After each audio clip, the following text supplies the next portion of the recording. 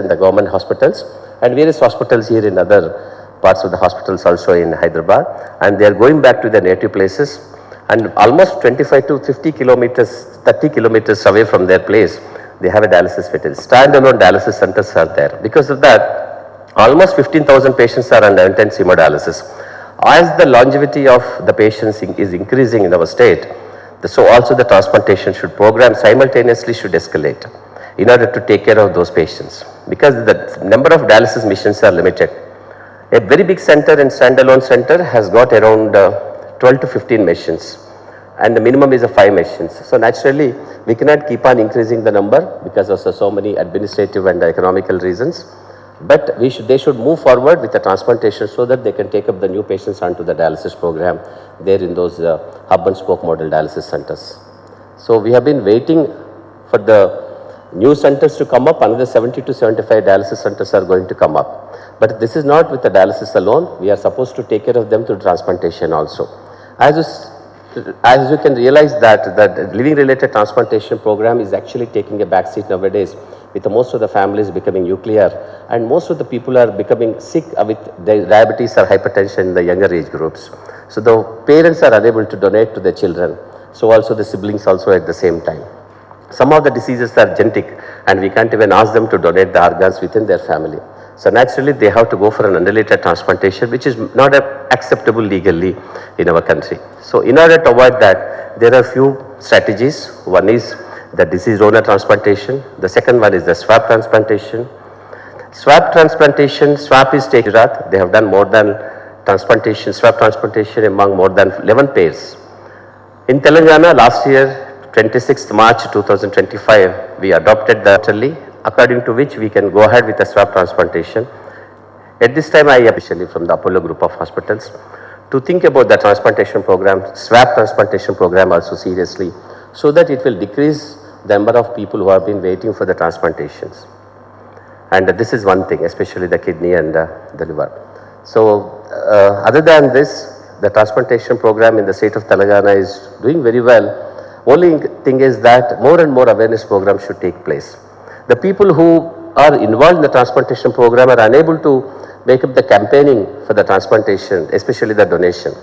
Recently, we took a decision of making it mandatory for the family members of the recipients, those who are registering for the transplantation, to pledge their organs.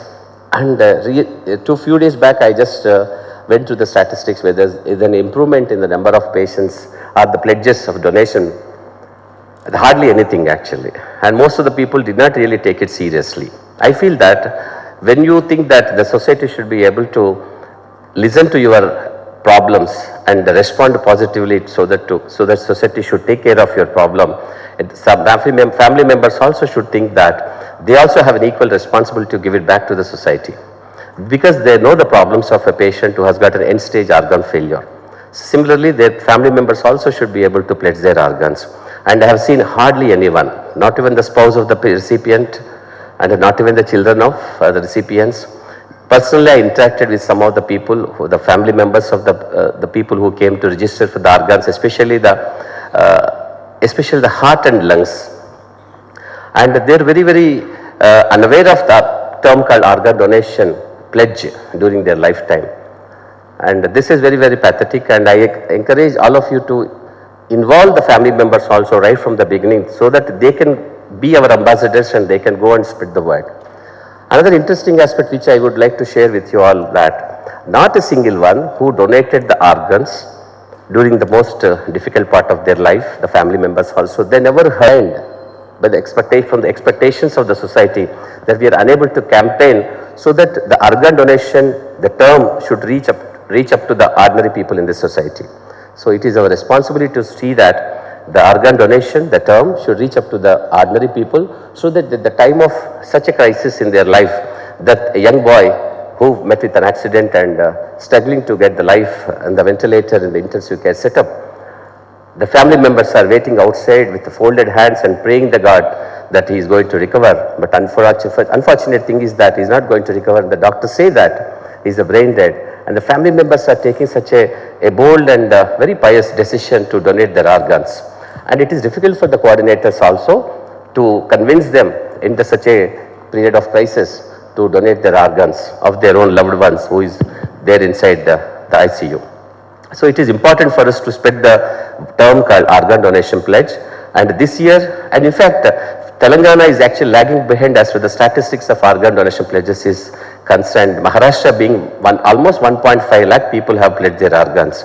Telangana is almost less than 20,000 people pledged. So I request all of you at this juncture in the time with the family members of the deceased donors also there to spread the word organ donation pledges so that more and more people are aware of the organ donation and that can really take place, and probably convincing them at the time of crisis by the transplant coordinators would become easier and simpler.